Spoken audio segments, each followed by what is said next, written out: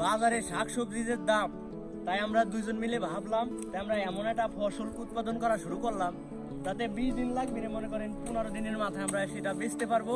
এটা হচ্ছে আমাদের বাসার পরিত্যক্ত জায়গা।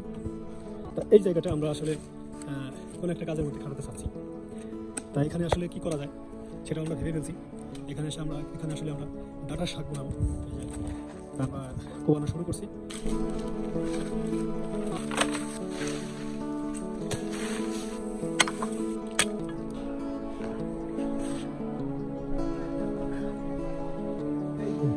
আমরা আসলে যে ডাটাটা ইউজ করব এটা হচ্ছে ক্রস ডাটা।